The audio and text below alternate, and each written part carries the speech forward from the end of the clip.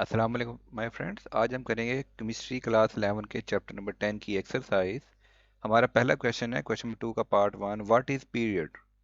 The horizontal row in a periodic table is called period. ये horizontal rows आप देख रहे हैं सारी, ये हॉरिजॉन्टल रो जो ऐसे ऐसे जा रही हैं हमारे पास, हॉरिजॉन्टल रो जा रही हैं, ये तमाम के तमाम पीरियड्स हैं। यहाँ पे भी ये तमाम के तमाम पीरियड्स हैं।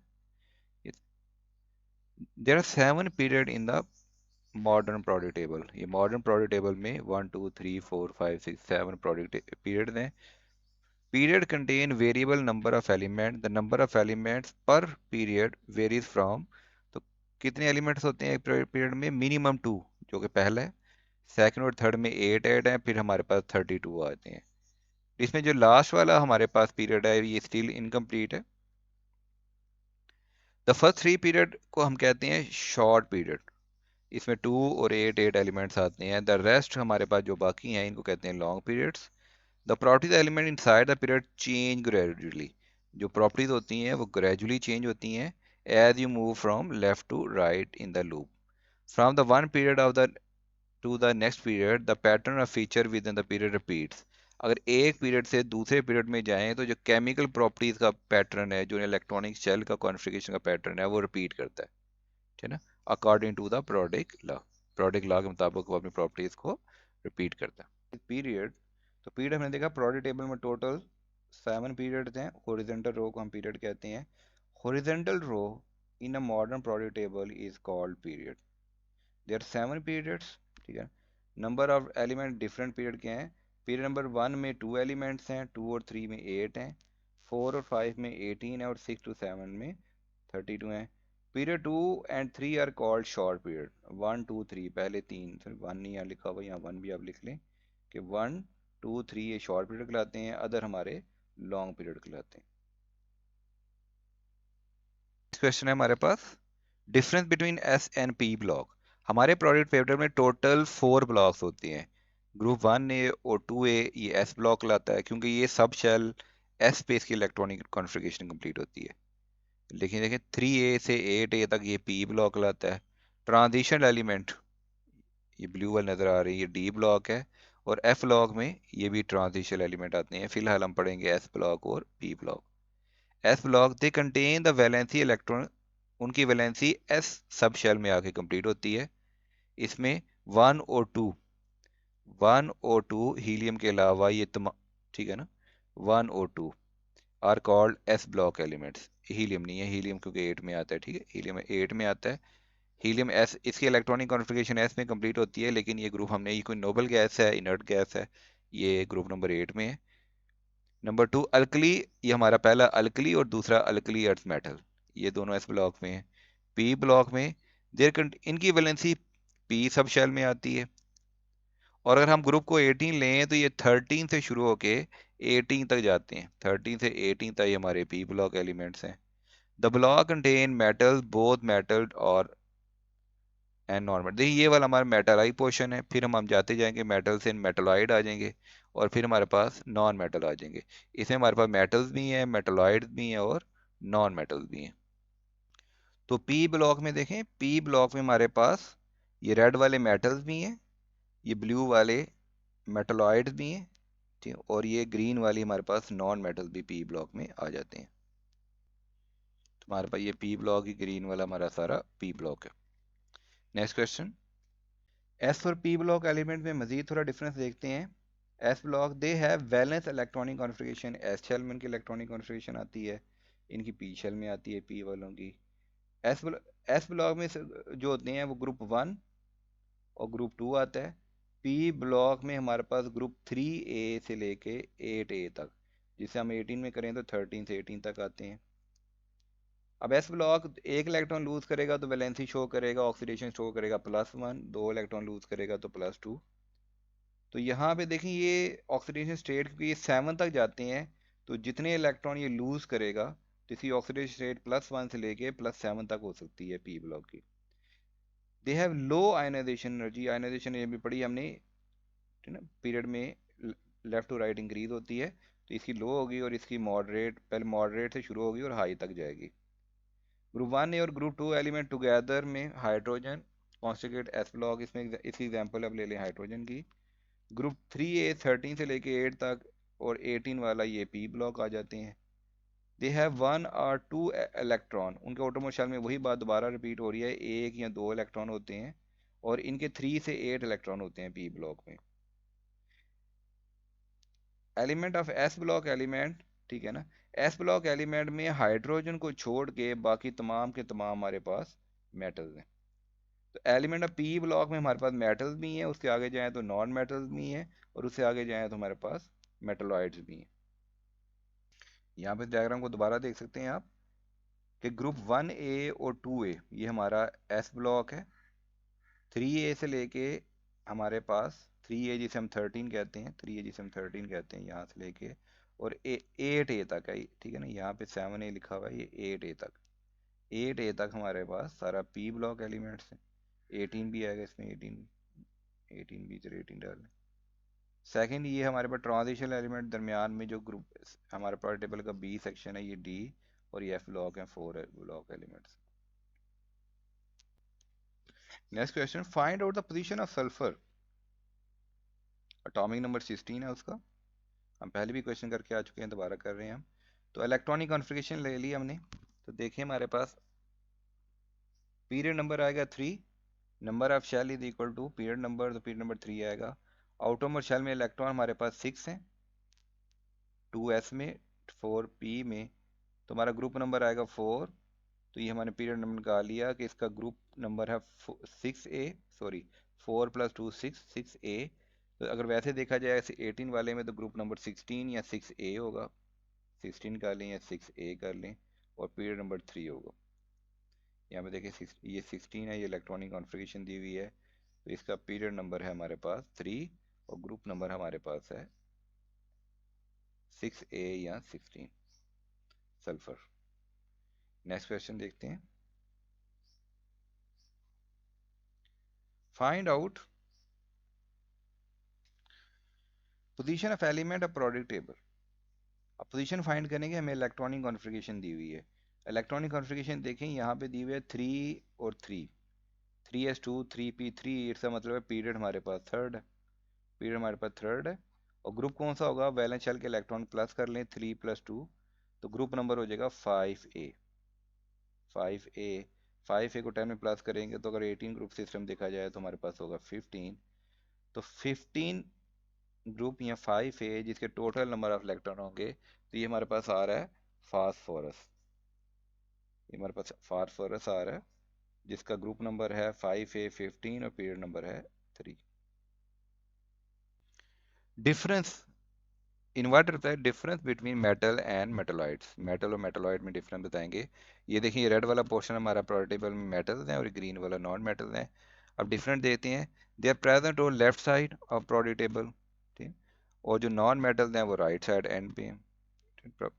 Next, these are good conductor, metals are good conductor of heat and electricity and they are malleable, उस मेटल से हम शेप्स बना सकते हैं, किसी भी शेप में से कन्वर्ट कर सकते हैं, वो डक्टाइल्स का मीन उसे हम वायर में कन्वर्ट कर सकते हैं। Non metal present on the right side, ये राइट साइड पे आ गया हमारे, देखें राइट साइड में नॉन मेटल है, ये बैड कंडक्टर है, इसकी प्रॉपर्टीज के रिवर्स होती हैं। दे आर नॉन मीएबल, क्योंकि ये गैसेज है तो गैसेज से हम शेप्स नहीं बना सकते, स्ट्रक्चर नहीं बना सकते। नॉन डक्टाइल यानी कि हम नॉन मेटल के वायर वगैरह नहीं बना सकते। हमारे तीसरा क्वेश्चन भी होता है मेटलॉइड, जो क्वेश्चन में नहीं पूछा, इसको हम स्टडी करते जाते हैं। Metalloid possesses property both metal and non metal, ये दरमियान में एग्जिस्ट करते हैं, जिसमें मेटल और नॉन मेटल दोनों की प्रॉपर्टीज आती हैं। देर आल्सो कॉल्ड, इसे सेमी मेटल भी कह सकते हैं हम, ठीक है ना, और ये सेमी कंडक्टर भी हम इसे कह सकते हैं। मजीद डिफरेंस देखते जाते हैं मेटल और नॉन मेटल में। मेटल कैटायन बनाते हैं इलेक्ट्रॉन लूज करके, मेटालिक लस्टर शाइनिंग सरफेस देते हैं, गोल्ड बहुत शाइनिंग सरफेस देता है, लेडीज बहुत पसंद करती हैं इसकी ज्वेलरी वगैरह पहनना। ये गुड कंडक्टर होते हैं हीट एंड इलेक्ट्रिसिटी के। ये मीएबल होते हैं, डिफरेंट शेप में कन्वर्ट हो सकते हैं, डक्टाइल इसी वायर बनाई जा सकती है। इनके मेल्टिंग पॉइंट हाई होते हैं। मोर सॉलिड एट रूम टेम्परेचर, ये रूम टेम्परेचर पे आमतौर पर सॉलिड होते हैं और सरोनिस भी होती हैं। नॉन मेटल, ये इलेक्ट्रॉन गेन करके एनाइन बनाते हैं, ये डल होते हैं, कलरलेस होते हैं, ठीक है, कुछ कलरफुल भी होते हैं बीच में, पुअर कंडक्टर होते हैं हीट और इलेक्ट्रिसिटी के, ब्रिटल होते हैं, ये वायर में कन्वर्ट नहीं किया जा सकता, इन्हें खींचे तो टूट जाते हैं, इनके मेल्टिंग और बॉइलिंग पॉइंट लो होते हैं, ऑफन लिक्विड, इसलिए ये लिक्विड और गैसेस फॉर्म में होते हैं, और ये नॉन स्क्रोनिस होते हैं। यहाँ पे कुछ प्रॉपर्टीज देखते हैं, इसमें हमारे पास दरमियान में मेटलॉइड भी आ गए हैं। Metal are element having the highest degree of metallic behaviour, जिनका मेटेलिक बिहेवियर बहुत ज़्यादा है।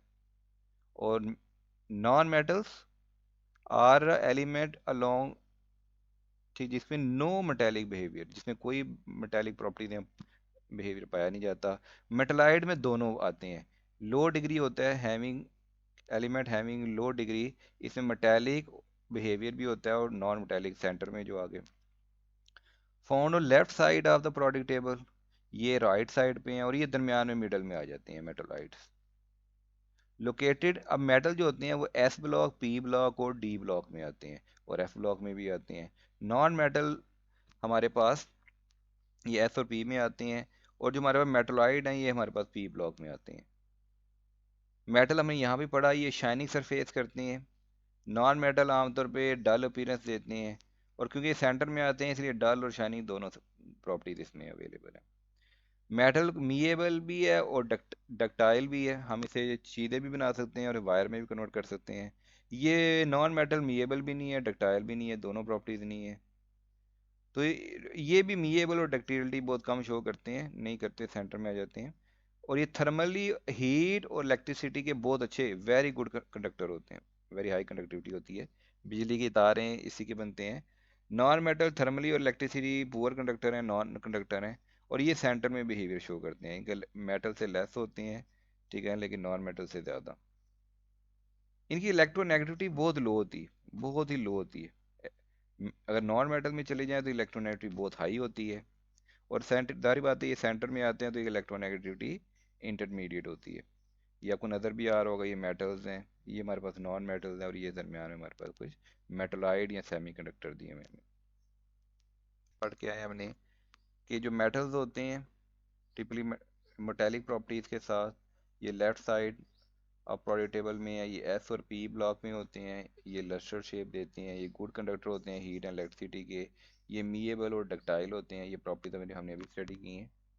और मेटलाइड्स, ठीक है, दे शो बोथ, मेटलाइड्स हमारे पास बोथ मेटल और नॉन मेटल दोनों की प्रॉपर्टीज शो करते हैं। दे प्रेजेंट होते हैं प्रोडक्ट टेबल में मिडल में, ये पी ब्लॉक में पाए जाते हैं। ये डल भी होते हैं नॉन मेटल की तरह, और मेटल की तरह लस्टर भी होते हैं। और ये सेमी कंडक्टर होते हैं, जिससे कंप्यूटर चिप्स बनती हैं, ठीक है। और इनकी कंडक्टिविटी रैपिडली चेंज होती है, जैसे ही इनकी कंडक्टिविटी, बहुत अच्छे गुड कंडक्टर होते हैं, नॉन मेटल पुअर कंडक्टर होते हैं, तो ये सेंटर में आ गए। ये मीएबल और डक्टाइल नहीं होते, बाकी ये प्रॉपर्टीज भी हम पहले स्टडी कर चुके हैं। अगेन ये क्वेश्चन रिपीट हो रहा है, a cation is smaller than its atom justify. अब एक अनदर डायग्राम से देखते हैं हम। देखें, जब एक इलेक्ट्रॉन है, जैसे सोडियम है, सोडियम एक एटम है, जब ये एक इलेक्ट्रॉन रिमूव कर देगा तो ये शेल इसका खत्म हो जाएगा, ये शेल खत्म हो जाएगा तो शेल कम हो गया, शेल कम हो गया, तो इसी वजह से इसका साइज जो होगा कैटायन का वो स्मॉलर होता है, due to loss of electron, effective nuclear charge और रिमेनिंग इलेक्ट्रॉन इंक्रीज। तो जब एक शेल खत्म हो जाता है सोडियम का, सबका शेल तो खत्म नहीं होता, लेकिन इसका तो शेल ही खत्म हो गया, साइज छोटा हो गया। अगर लेट्स सपोज कोई और एलिमेंट ले लेते हैं, तो उसमें क्या होता है, एक इलेक्ट्रॉन अब कम हो गया, तो effective nuclear charge remaining electron are increase due to loss of electron. Electron, अब इलेक्ट्रॉन हमारा एक कम हो जाएगा, तो इलेक्ट्रॉन इलेक्ट्रॉन रिपल्शन, इसे इलेक्ट्रॉन इलेक्ट्रॉन रिपल्शन कहते हैं, जिससे ये शेल का साइज ना बड़ा हो जाता है। ये इलेक्ट्रॉन इस इलेक्ट्रॉन को रिपेल करेगा, जिसकी वजह से शेल बड़ा हो जाएगा। अब इलेक्ट्रॉन अगर निकल जाता है तो ये इलेक्ट्रॉन इलेक्ट्रॉन रिपल्शन कम हो जाती है, जिससे भी शेल का साइज जो है वो छोटा हो जाता है। डिक्रीज, इलेक्ट्रॉन रिपल्शन डिक्रीज हो जाएगी हमारी, हमारी इलेक्ट्रॉन रिपल्शन हो जाएगी decrease with the valence shell, so nucleus powerful attraction. अब वो रिपल्शन डिक्रीज हो गई, शेल का साइज कम हुआ, तो न्यूक्लियस में जो प्रोटॉन है उसको अट्रैक्ट करना शुरू कर देंगे, powerful attraction valence electron, and size of cation जो होगा बिकम स्मॉलर। वो अट्रैक्ट करेंगे तो शेल मजीद करीब आ जाएगा, जिस वजह से कैटायन का शेल छोटा हो जाएगा। नंबर ऑफ इलेक्ट्रॉन डिक्रीज होते हैं, नंबर ऑफ प्रोटॉन सेम रहते हैं। यहाँ पे देखें, ओवरऑल न्यूक्लियर चार्ज इंक्रीज हो जाता है, ओवरऑल न्यूक्लियर चार्ज इंक्रीज होता है। Nucleus attract remaining electron with great force, electron electron repulsion भी कम हो गई, तो न्यूक्लियस जो होता है वो ज़्यादा फोर्स के साथ इलेक्ट्रॉन को अट्रैक्ट करता है, जिससे उसका कैटायन का साइज छोटा हो जाता है। नेक्स्ट क्वेश्चन, इलेक्ट्रॉन अफिनिटी देखेंगे हम। इलेक्ट्रॉन अफिनिटी जो है ये हमारे पास पीरियड में लेफ्ट टू राइट क्या होती है, इंक्रीज होती है, और टॉप टू बॉटम डिक्रीज होती है। तो अलोंग द पीरियड ये क्या होगी, इंक्रीज होगी। As you move from left to right product table, electron affinity is increase due to increase of nuclear charge, क्योंकि इसमें न्यूक्लियर चार्ज इंक्रीज होता जाता है। हर आने वाले एलिमेंट में एक प्रोटॉन ऐड होता जाएगा। जैसे अगर लिथियम में 3 प्रोटॉन है तो बेरिलियम में 4 हैं, बोरॉन में 5 हैं, तो न्यूक्लियर चार्ज इंक्रीज हो गया। और जिसकी वजह से charge increase, nuclear charge increase होगा, साथ में एक इलेक्ट्रॉन भी इंक्रीज हो जाएगा। तो जिस वजह से उनके दरमियान, न्यूक्लियस और इलेक्ट्रॉन के दरमियान अट्रैक्शन बढ़ जाएगी, जिस वजह से उसका एटॉमिक रेडियस डिक्रीज हो जाएगा।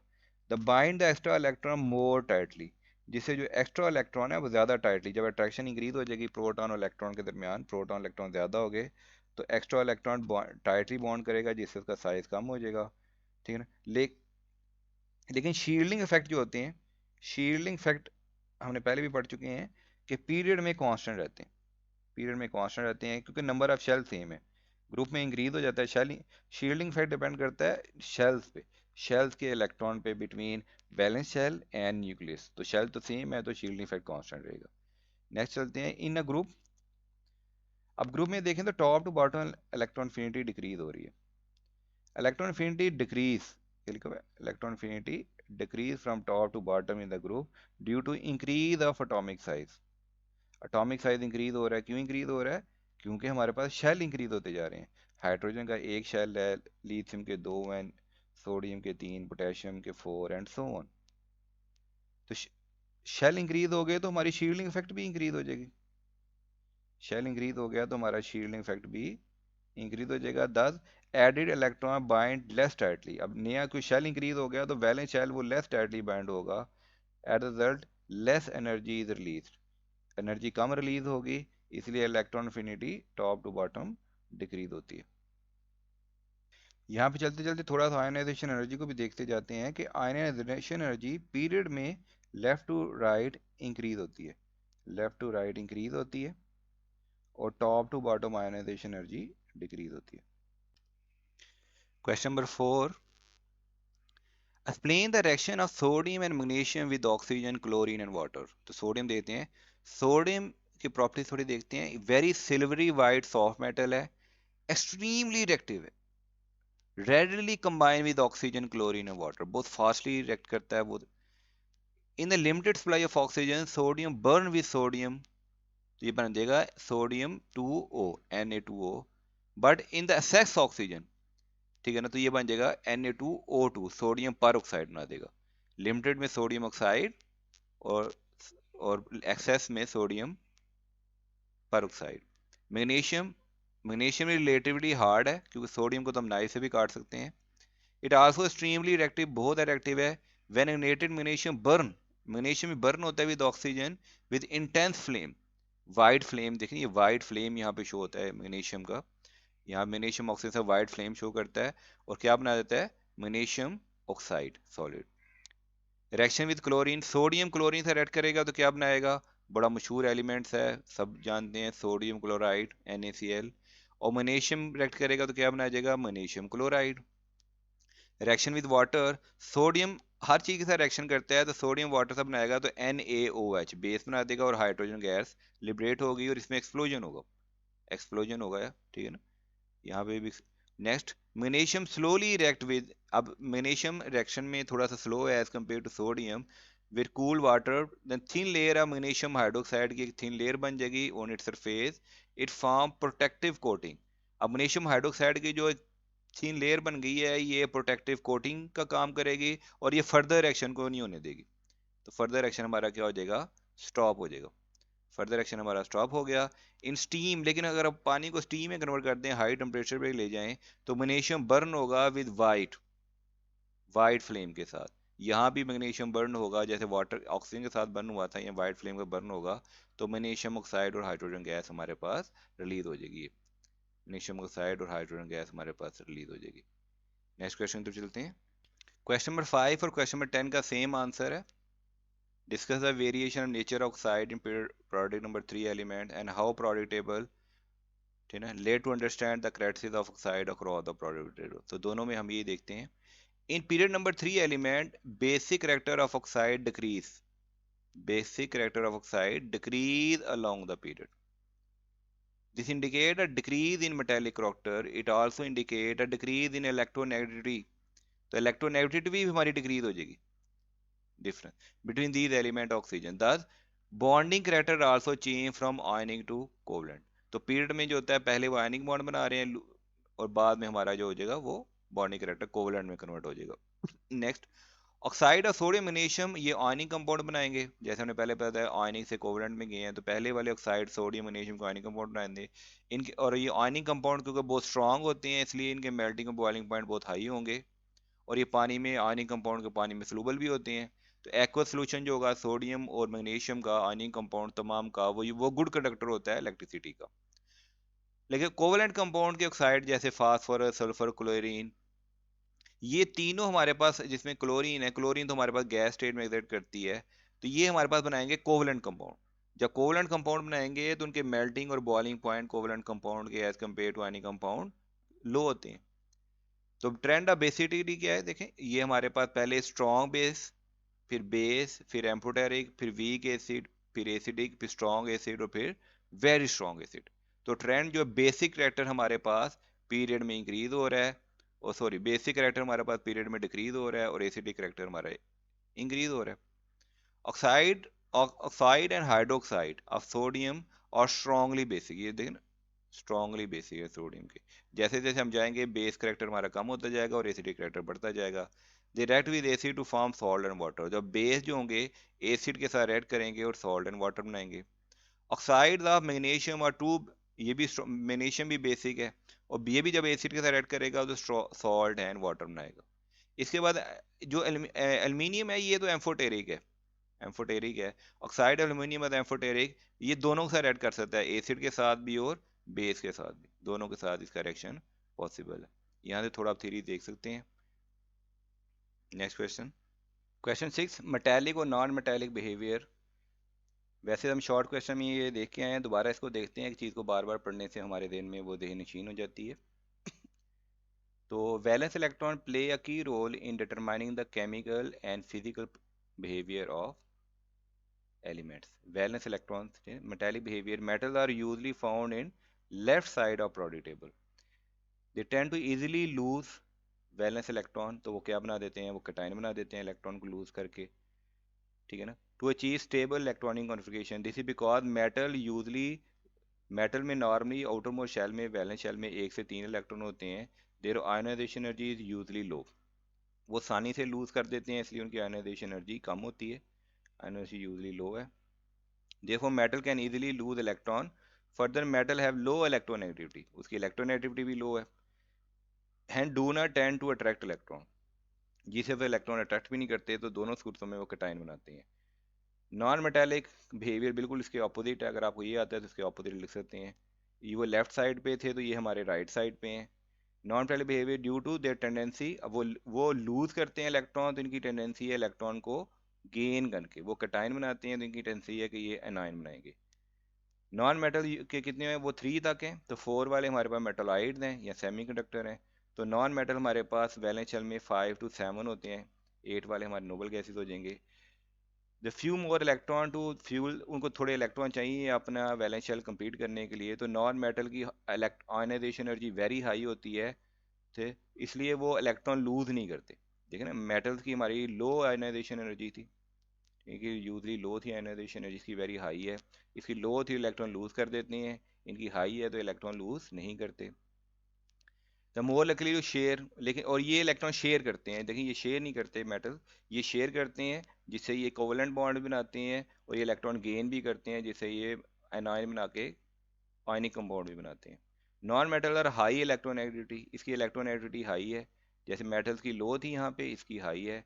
This make them to gain electron, जिस वजह से इलेक्ट्रॉन ये गेन करते हैं, और इलेक्ट्रॉन गेन करके ये कोवलेंट बॉन्ड में नेगेटिव पार्ट शो करते हैं, और सॉरी इलेक्ट्रॉन जब गेन करते हैं तो आयनिक कंपाउंड बनाते हैं, और जब इलेक्ट्रॉन शेयर करते हैं तो ये कोवेलेंट कंपाउंड बनाते हैं। नॉन मेटेलिक और मेटेलिक मिनरल्स की यहाँ पे थोड़ी प्रॉपर्टीज और थ्योरी दी हुई है। ये मेटल्स हैं जो हमारे कैटायन बनाएंगे, ये नॉन मेटल हैं जो हमारे एनायन बनाएंगे, ये आपस में रेड करके सॉल्ट बना देंगे, और नॉन मेटल आपस में इलेक्ट्रॉन शेयर करके कोवेलेंट बॉन्ड भी बनाते हैं। क्वेश्चन नंबर 7 को डिस्कस करते हैं यहाँ पे। क्वेश्चन नंबर 7 हमारे पास है कि एटॉमिक रेडियस डिक्रीज होता है पीरियड में और एटॉमिक रेडियस इंक्रीज होता है ग्रुप में, तो इसको एक्सप्लेन करें। पहले एटॉमिक रेडियस को हम देखते हैं, फिर पीरियड और ग्रुप को हम इसको एक्सप्लेन करेंगे। Radius of atom define as average distance between the nucleus and outermost electron.